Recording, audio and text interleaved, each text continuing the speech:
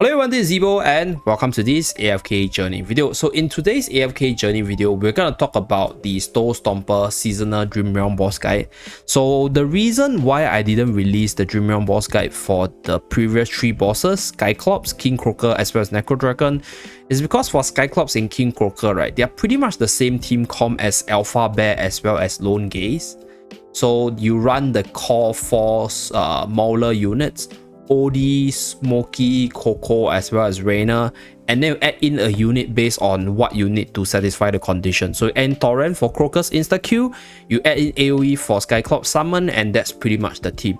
The rationale as well as the reasoning is really simple. So the mechanics of the boss also didn't really change so much, so there's not much change in the team setup and there wasn't really much for me to talk about, so I decided not to mute the content and then just let it go. And for Necro Dragon's case, right, the team that you run for this boss is still gonna be the Merrily team, which is the meta Necro Dragon Dream Realm boss guide. So that is still the most meta team for this one. If you have the units built up, that is still the best setup, okay?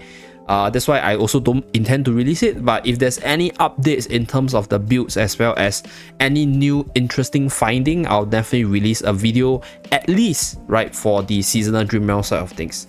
Okay, so if there's anything new, if there's any interesting findings, I'll definitely share it. If you guys have anything you want to share, let me know down in the comment section below, DM me on Discord, and then maybe we can talk about it. Okay, so that's for the reasons why I didn't release the guides for these 3. So for today, right, we're going to talk about Snow Stomper, because for Snow Stomper's case, there's actually quite a few variations as to how you can change out the units.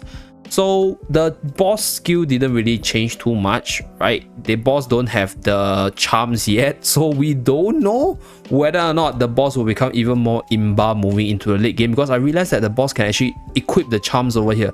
So one way to make the boss stronger is obviously to equip the magic's charm, then give the boss some sort of insane buffs. So we shall see what is in stock for us in the end game. But for the basic skills, Snow Stomper's ultimate first and second skill is pretty much the same, and they get buffed all the way to level 6, and combine that with the stats of this unit itself, or this Dream Realm boss itself, the boss is going to hit a lot harder. So the previous most optimal comp is actually one where we use Merrily as well as Odie, right? So this was the most optimal comp because in this comp, you could survive the full 90 seconds while having damage from Odie as well as Merrily, and then you ran the blazing spell artifact, right, for the defense boost as well as the fireball and the defense penetration. So I think this comp still works, but for this comp itself, because of the new relic or new artifact over here, we have this quick blade spell which offers more defense, right, offering attack and crit, which is very invaluable for damage, and it also provides this additional damage while reducing the boss's physical defense. So this will be the more preferred one for this setup. So this is the meta comp. I'm going to showcase one run. Yeah, so I'm not going to explain too much of the mechanics because it was pretty much talked about in the previous Snow Stomper meta comp, right? So Shakir for the aura, for removal of Snowball, Kruger for debuff, for the fractional bonus. Odie is there because you're going to send Odie in front, so this unit will benefit from the Lupin aura, and then he'll also do damage. So Odie also got buffed in this patch, but there will be actually one attack where the boss will fire a snowball, like here, as you guys can see, right? And this attack is so strong that even with my units at level 181, they cannot survive.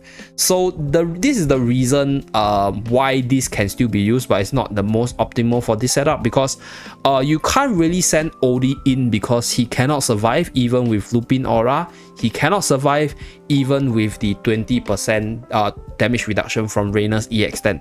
So the way to change things out, or rather the way to improve this build, is to actually switch out Merrily and then put Odie all the way at the side, so this unit is not going to get the snowball attack or the freezing attack, and then you put in Coco into the team.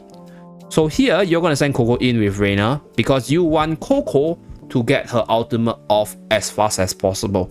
So if the timing is right, you'll be able to get, I think, 2 or 3 ultimates off, and hopefully the shielding from Coco as well as the damage reduction from Coco will be sufficient to actually allow you to survive. So I'm going to increase Coco's level all the way to 181 to increase her survivability, and without further ado, let's start this run itself. Okay, So OD is not sent in. He's not going to benefit from the Lupin Aura, but we are getting the full 5 Mauler bonus. And because the Lupin Aura protects Coco, right? If there's a chance where the boss doesn't snipe off the frontline unit, which is Coco, and Coco gets off her ultimate a few times, you're gonna jam in more damage. So this is what I'll say probably the more optimal comp for the early to mid game, at least pre level 200, because right now this account's level, as you guys saw just now, is somewhere between 171 to 181, so it's an early to mid stage. So you guys can see the shield as well as the damage reduction is keeping your units alive. And because when we have Lupin Aura active, right, Coco is also going to benefit from the damage reduction from Shakir, so this unit is able to tank up and charge up the ultimate. So you guys can see the moment she uses the ultimate, your team is not dying and your team is getting the bonus attack buff. So yeah, that's really good there. And here we jam in more damage and we actually managed to break our best personal records. Okay, so I think for the early to mid game, right, it's hard to not use Coco in a sense because the bosses are still hitting so hard. So Coco's ultimate with her EX weapon 10 is just super duper important for the additional survival, right? To buy you additional timing to survive the full duration. So this is probably the better team comp to survive the full duration. That's actually another team build which you can try if you don't have Coco, right? Instead of Coco, you just run Merrily being the one to be swapped in. So the rationale for this is quite straightforward. Basically, you keep your carries as far away from the boss as possible. So if you throw in Merrily, right, Merrily will jump out on her own, and then she will also be able to break the ice cage more quickly compared to OD. So I'll showcase this run to you guys. Okay, so this is for those of you guys who don't have Coco, or you want to just use your Merrily, who is your strongest unit. If you have her invested, she's still really good because in this role she can function as the prison breaker, right? If she's dealing lesser damage than OD, and if she's dealing more damage than OD, she could take the prison attack for OD and she can heal from Rainer swap. So that's one thing where I think this team actually scales. But the two units on the front line, because they do have Coco support and you only have 4 Mauler faction bonus, they might not survive to the end. You guys will see the results later, so they will just die. Okay, so the boss will start hitting on the other units, as you guys can see over here. So by doing this, right, you're keeping your carries alive for a little bit longer, but I would say that the full Mauler one is still the most optimal because Coco's ultimate is just so insane to keep your team alive. That additional 20 to 30 second survival of Coco's skill is pretty much what is going to drive up your damage the longer you stay on the battlefield. So yeah, that's pretty much it. The most optimal team comp is this one. Okay, just going to review the positioning. Okay, so this is the team comp. Artifact of choice, we're running Quick Blade spell for the debuff as well as the stats boost, and then we are sending Coco in because we want Coco to take damage and then use her ultimate to keep us alive for as long as possible. That's it for this video. Thank you very much for tuning in. Do remember to like and subscribe to see more AFK journey content.